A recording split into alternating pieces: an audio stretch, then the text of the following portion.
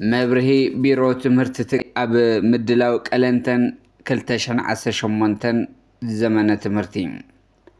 أب منغو أبراهام بلاين إني جنرال صارقان نزلوا فلالاي زغلحه ناي أبراهام بلاي غعزو ناب عفار صاوعيت شمغلنا أبي حمد مس جنرال البرهان قبر مالسون صاوعيت أبا عفار نزلوا نبر سراوي تግራይ شعبيا أب مقالة بيرو كفيتو يبلا مع خنات إثيوبيا بقولت في اللعبة بزلو فيروس إيفولا زاقيد 239 سبات كم زمتو تكالت عنا على مفليتو سلام ما بكل كرنعات على متركبو تخطاتلتي مدبنا زيناتات زعلت برس زينا فلمنا نابزور زرم كنسقركم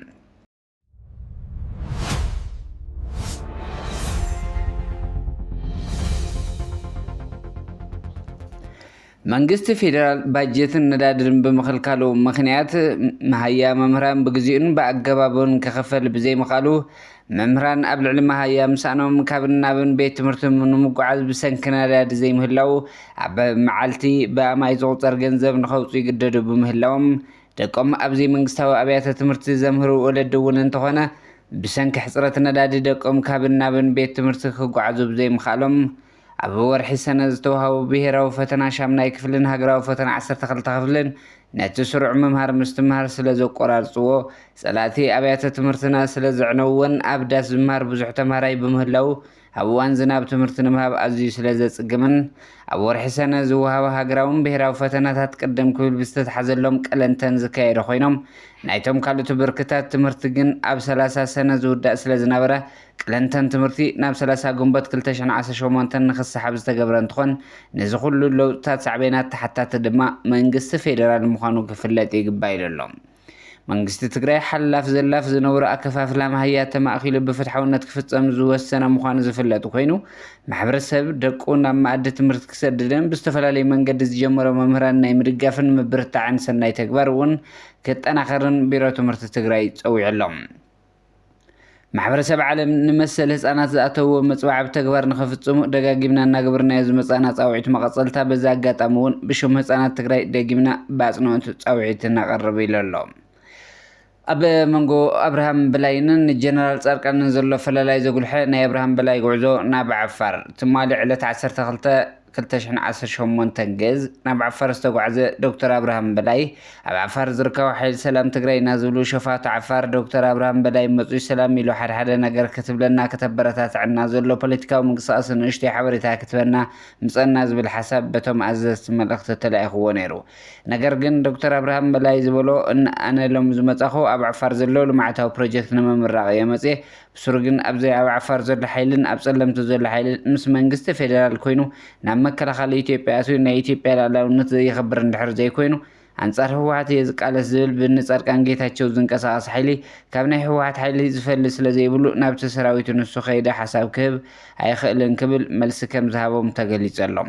ኣብርሃም በላይ እናኣቶ ጌታቸው ናብ ኣዲስ ኣበባ ምምርሖም እቲ ብሽም ትግራዋይ ሒዝዎ ዝነበረ ድልላ ስልጣን ብዝለዓለ ደረጃ ከንቆልቁል ገይርዎ እዩ እዚ ድማ ኣብቶም ዳሕረወት ብልጽግና ዝሓመቐ ኣረኣእያ ኣለዎም ጻውዒት ሽምግልና አብይ አሕመድ ምስ ጀነራል አልቡርሃን ግብረ መልሱን አብይ አሕመድ ንመራሒ ሱዳን ጀነራል አልቡርሃን ደዊሉ ሽምግልና ከም ዝሓተተ ዝወፁ ሓበሬታታት የመላኽቱ ኣብ ሱዳን ዝፍጸሙ መጥቃዕትታት ካብ ኣፍልጦ ወፃኢ ከም ዝተኻየዱ እውን ኣብቲ ናይ ስልኪ ጸኒሑ ተሓቢሩ እዩ አብይ ንትግራይ ኤርትራ ሱዳን ፋኖ ብተናፀል ሽምግልና ሓቲቱ ኣይሰመረሉን ጥምረት 5-6 ሓይልታት ኣብ ምንታይ ብርኪ ከም ዝበፅሕ ብግልፂ ዘርኢ ኣጋጣሚ ኮይነሎም ጻውዒት ኣብ ዓፋር ዘለው ነበር ሰራዊት ትግራይ ኣብ ክልል ዓፋር ኣብ ሽፍትነት ዝተዋፈርኩም ነበር ብጾተይ ኣሕዋተይ ቀኑዕ ጻውዒት የቀርበልኩም ይብል ወሃብ ቃል ውድብ ህወሓት ኣነ መብዛሕትኩም እቲ ሕዚ ተሰሊፍኩም ዘለኹም ዕላማ ብምድርጋር ዝኣተኹም መንበር ንጹር ኣፍልጦ ሃሊኩም ዝኣተኹም ኢሉ ኣይኣምንን እቲ ሓጢኣት ናይቶም ናብዚ ከምዚ ዝበለ ፀረ ህዝቢ ሰልፊ ክትዋፈሩ ሽርሕ ዝፈጠሩ ናይ ክሕደት ጉጅለ እዩ ንሳቶም ህዝቢ ረሲዖም ውልቃዊ ናብሮኦም ዘመዓራርሉ ቅዩማት በለፀኛታት እዮም ንስኻትኩም መብዛሕትኩም ግና ዕሸላት ኢኹም ስለዚ ተሰሊፍኩም ዘለኹም ዕላማ ንዓኹም ንህዝብኹም ዝጎድእ እምበር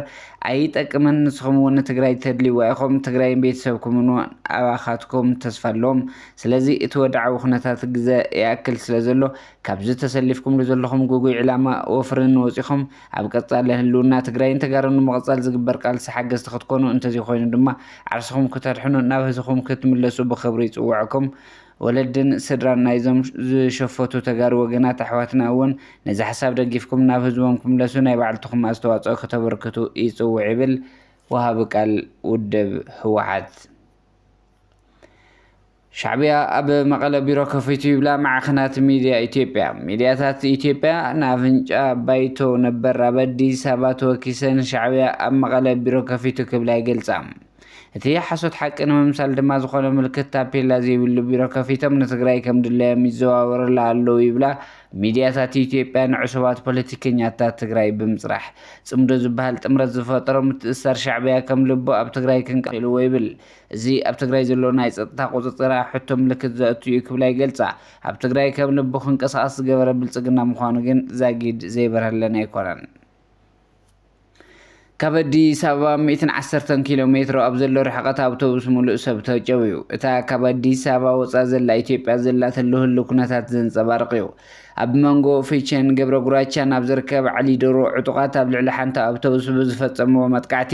ኣብ ውሽጢ እቲ ኣውቶቡስ ዝነበሩ ኩሎም ተሳፈርቲ ከም ዝተጨውዩ ተሓቢሩ ኣሎ። ኣብ ክልል ኦሮሚያ ኣብ መንጎ ፊቸን ገብረ ጉራቻን ኣብ ጥቓ ከተማ ዓሊዶሮ ዕጡቓት ሓይልታት ኣብ ልዕሊ ኣውቶቡስ ተኽሲ ብምኽፋት ነቶም ተሳፈርቲ ከም ዝጨውይዎም ተገሊጹ ኣሎ። ኣብቲ መጥቃዕቲ ጎማታት መስትያታት ናይቲ ኣውቶቡስ ብጥይት ከም ዝተሃርመ እቲ መራሒ መኪና ድማ ከም ዝቆሰለ ይሕበር። እዚ ካብታ መንበረ ፌደራል መንግስቲ ዝኾነት ኣዲስ ኣበባ 110 ኪሎ ሜትሮ ርሒቑ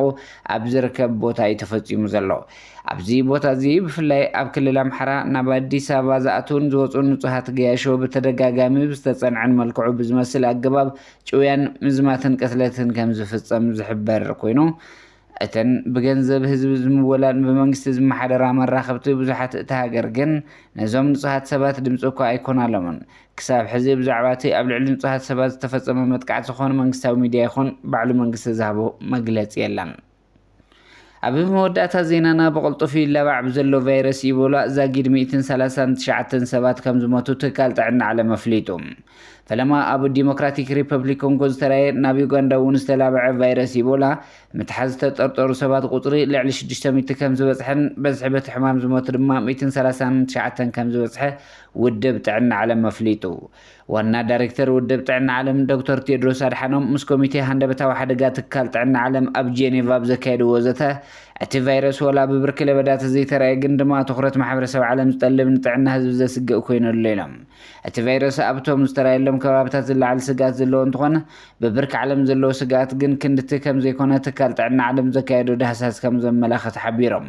በቲ ሕማም ሂወቶም ሓሊፉ ተባሂሎም ኣብ ዝተጠርጠሩ 513 ሰባት እቶም 131 ከም ዝተረጋገፁ ሰበስልጣን ዲሞክራቲክ ሪፐብሊክ ኮንጎ ምርግጋፆም ዝገለጹ ዶክተር ቴድሮስ እቲ ሃገር ለበዳቲ ቫይረስ ከም ዝተቆፃፀረቶም ምስ ኣወጁ ድሕሪ 5 ወርሒ ምርኣዩ ገሊፆም።